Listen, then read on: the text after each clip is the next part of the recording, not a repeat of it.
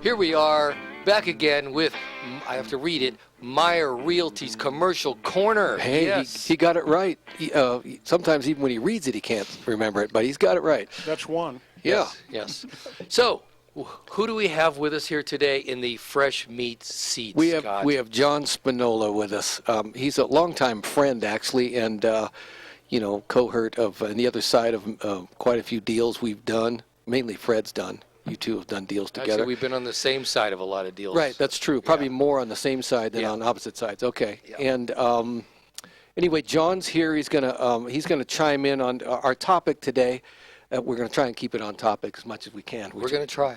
Is creative seller financing options, which is a great thing to have in your tool bag to sort of know some of these creative options, because they can really help you purchase property inexpensively. A lot of times you can completely negotiate the note. A lot of times, sometimes we're going to talk about different things. Sometimes a note's going to be in place and it's already part of that's been decided for you. But a lot of times, if a person owns it free and clear, it's a clean slate, and you can negotiate a note, and you don't have to pay loan fees. So there's a lot of benefits to it. Or if there's existing terms, you can actually piggyback on those terms and make some money on the money. Yeah, we'll get into that. Yeah. It gets a little into the weeds. We're going to try not to go too deep, but we want to get you interested, so you'll call us. And the number is, if you'd like to call in, 844-790-8255. If you'd like to text in, the number is 775-237-2266. They didn't even know we switched up there. Yeah, that's right. And then if you actually have some specific questions that you'd like to talk about, because we are, like I said, we're going to be talking about stuff that can kind of get into the weeds. We're going to give you a personal number. Well, it's actually the business number. You can call Myer Realty. I'll give you Fred's cell number, and if you have any questions, you can ask regarding some of the stuff we're going to talk about today. Don't forget, you get what you pay for. That's right. Sometimes less. Yeah. That was John. 775-745-2918 is Fred Meyer's number. That's another number you can call to ask, sort of in-depth questions and stuff. You can ask that. Don't call me right now, though, because I'm on the radio. Yeah, and he forgot to put his phone on stun. I forgot to stun my phone. So he's doing that. So we're excited to have John here. John is a really smart dude. What I mean by that is not in everything in life, but this one small area. Yeah, he's very kind of narrow area there. Yeah, he's got this narrow area, but boy, he knows a lot about it. And so we're really pleased to have him. We're glad he joined us today because he can shed some light on this subject. John, introduce yourself. Where do you work? I work at Atlas Red Realty. Nice. Okay. And what kind of real estate are you doing these days? Actually, commercial. I'm doing some flips. I'm doing purchases. A little bit of everything. So, represent clients. A lot of my own stuff. Clients. Wow, that's a new thing for John. I know that. He used to be just representing himself. Now he's actually branching out and representing a few lucky people that I might say as clients. Tell us your most recent deal. What are you working on right now? Right now, I was in the lobby texting here, trying to finish up a triplex that we located for a client, and looks like that'll go together here shortly. So that's good. And the last one I've done for myself is actually one I've just finished up, is in escrow, is a flip that we did. You actually bought that from Fred, didn't you? That's one of those deals between you and Fred. That's it. We were on different. Actually, we're still on the same side of the same deal, but just in different positions. Yeah. And so just did that, and just got a short sale accepted. So we'll see what the bank does with that. So. Yeah, that can be a waiting game. Always. Yeah. Well, great. We're glad to have you, John. Thanks for joining us. So we're going to move into some seller financing options. And the three we're going to sort of touch on just briefly are one that's called Subject to. The second one would be an AITD, which stands for All-Inclusive Trust Deed, or Deeds of Trust, and then land contracts. And the first one is subject to, and Why don't we, John, why don't you tell us a little bit about what you think or what you know about, have you done a subject to before? Oh, yeah. Actually, they were a lot more popular when I first started. Why? The rules have changed. Used to be, first off, you could, two things happen. One, you used to be able to assume FHA loans for 50 bucks. Yeah, Right. $50 and assume it. So it really didn't need a subject to. Subject to means that I'm buying the property subject to whatever existing loan is on it, which means that if you owe 50 and I'm going to buy it for 100, I can maybe give you 50,000 or maybe put a second behind it, but I'm going to take that loan, that $50,000 that you owe, I'm going to make payments on it, but it's still going to remain in your name. So it's subject to the existing financing, whatever terms you've got on it, whoever you're making payments to, that's not going to change. Right. So the loan stays in the seller's name and the buyer transfers, the title transfers to the buyer. Correct. Okay. Yeah. So, And one thing I think I'll add right here is that you never want to do that with an FHA loan, correct? that's absolutely correct now. Why don't you want to do that with an FHA loan? Because they will, just a no-no. They will call the loan. And that is a detail that, if you want to get into the details about any of these types of ways to buy that we're talking about, you need to call us to really get into the details. But there are some risks involved, and they're very low, very minimal, but there are. So you want to know about those and sort of how they work, and what could come down the pike if and when you do one of these. Oh my gosh!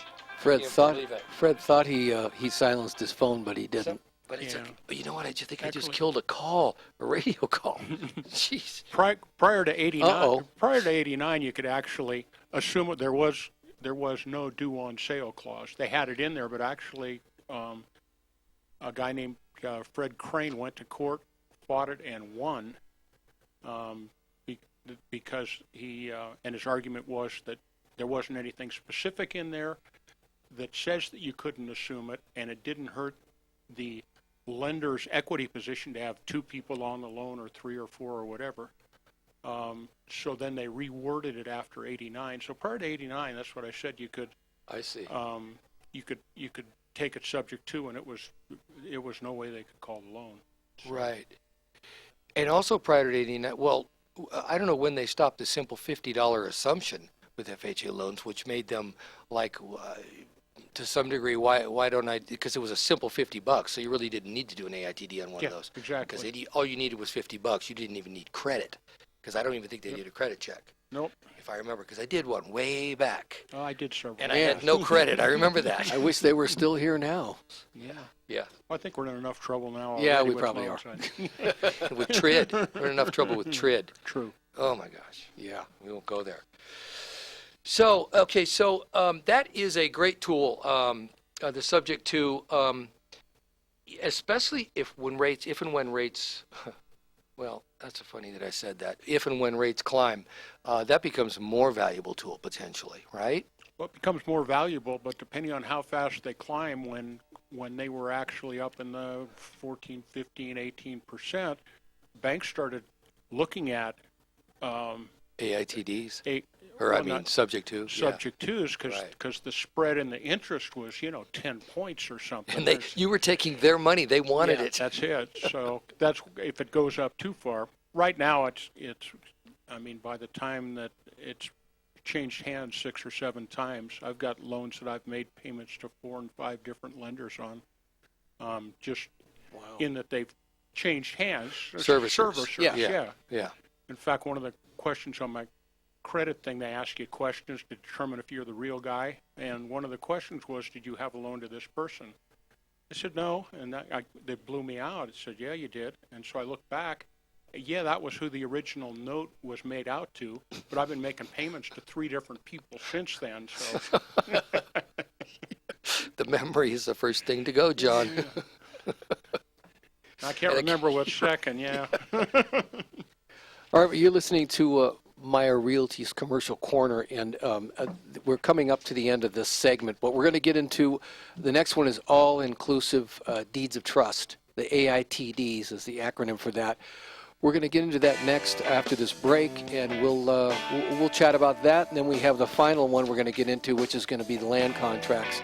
So we'll see you in just a few minutes. Thank you for listening. Be between 12 and 24. Hello. Welcome to Myer Realty's Commercial Corner. We are back with my brother Scott and my good friend John Spinola. John with Atlas Red Realty. Hold on, he's my friend too. Okay, Scott's friend too. We can share them. Twins do that. Yeah. Yeah, I think we've pretty much Damn it. done that our whole life. Yeah. John, why don't you give your contact information if anybody'd like to get a hold of John. John is available. His services he does rent out. And he does business. He's a very savvy guy, as you can tell. He's a real estate advisor. He's a counselor. And Yep. he can counsel you on real estate, and if you have some questions, you want to really get into the weeds, he can do that with you, and he can counsel you. So, and we'd like him to give out his number here in case you need some help. Thanks. I'm almost embarrassed here. Easiest place to find me is my cell phone, which is 775-815-3000. That's a hard one to remember. Gosh. That's 815-3000, That's- John Spinola. Yeah. You're 15 minutes late for work, and they dock you $3,000. You know, easy to remember. I'd be broke, Yeah. as you know, John. So welcome back. We are going to roll into all-inclusive trust deeds, sometimes called a wrap, which, once again, the guru here, the godfather of real estate, John Spinola, I like to call him the godfather, makes him feel fatherly, is going to share with us a little bit about about that tool and sort of how it can help in what kind of situation maybe. You've done one of these, I'm sure you've done, I know you have. Can you think of one you've done, John, that you could share with folks to sort of show just simply how, I know you've done some really complicated ones, but maybe a more simple one you've done. I think we can probably just create one. I didn't bring one with me, but basically, if you're buying a property, and we'll try and keep the numbers simple, but for $100,000, and let's say that the owner of the property has a $25,000 first mortgage on it, and you're going to give him $25,000 down, so there's kind of a $50,000 that's missing there.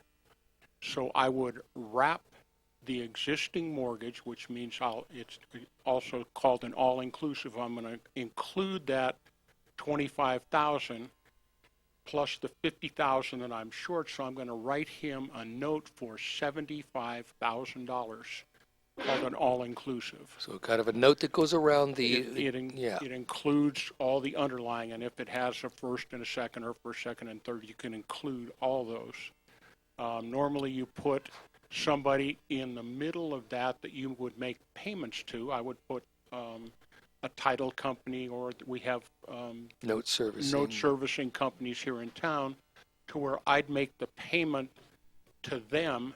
They would pay the first and the taxes or whatever other insurance, if that was part of our agreement, and then send the balance to the old owner. And that would protect everybody, and that he would know that the first is being paid. In other words, I'm not just sending him his portion if I was doing it on my own and putting the rest in my pocket and letting the property go to foreclosure. Right. But so it's a great financing tool.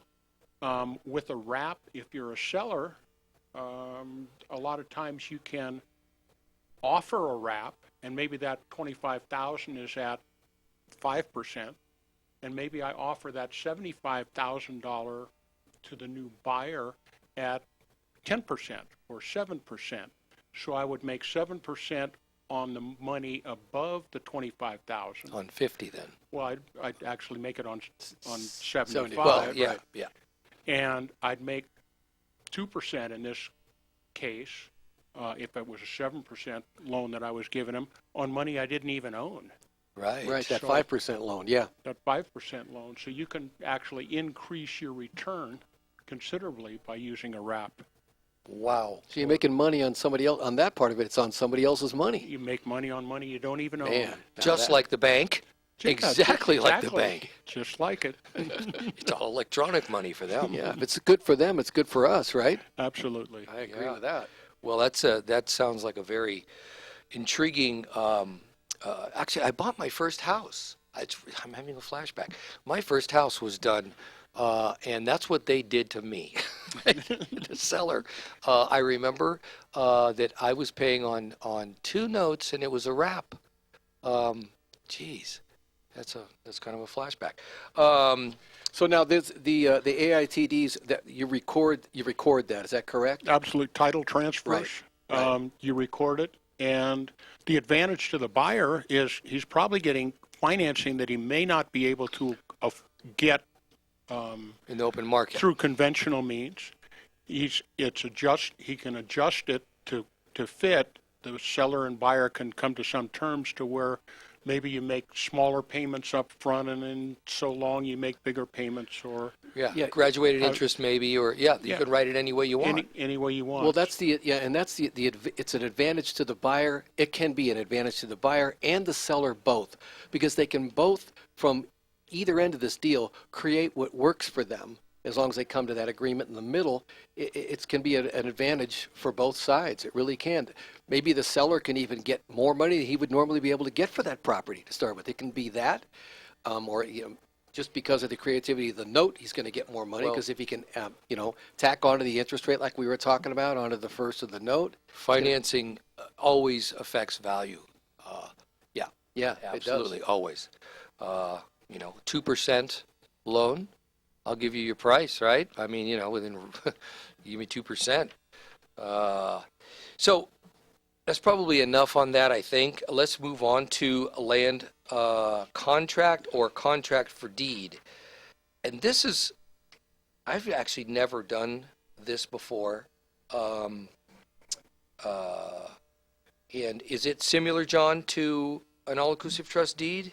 no, what- no, not at all, actually. Okay. And it doesn't necessarily mean land. They just call it a land, but it doesn't. They call it a That's a land contract. confusing thing, because it really Yeah. can be done with anything, right? It's a contract for deed Right. is a better term, but it's also been known as a land contract. Right. And the major difference is that title does not transfer until it's paid off. So it's kind of like when you buy your car, take payments on it, The bank holds the title. bank holds title, and when you pay it off, you actually get title. Right. So that's the major difference. Why do I care if I'm a seller? Is there any reason I should You mean care? if you're a buyer, why should you care? I mean, if I'm a buyer, excuse me, right. Well, if you're a buyer, you don't have title necessarily to the property, so you have to set something up when you do that, so that when it's paid off, you have somebody holding a signed deed already. And they also usually hold a quitclaim deed in case you quit making payments. Right. I can get that back. I got you. Or it's a quitclaim, because in the eyes of the law, you have what's called an equitable title, and that's, I think we don't We even touched on the word. Yeah, I don't think we want to go there, but basically you could have interest in the property the same as you could with a lease option that you didn't perform on. So you just want to make sure that you do the paperwork right. But the major difference is that you do not have title to the property. Right. And working with a good title company, and we have some good title companies here in our valley. We specifically, us three, know people in the valley here that do these, that know how to do these things and put them together to protect everybody. So I have a question. So now, what you just mentioned. So now, would the title company hold that title, or would it be that third party you're making payments to? Who would hold that?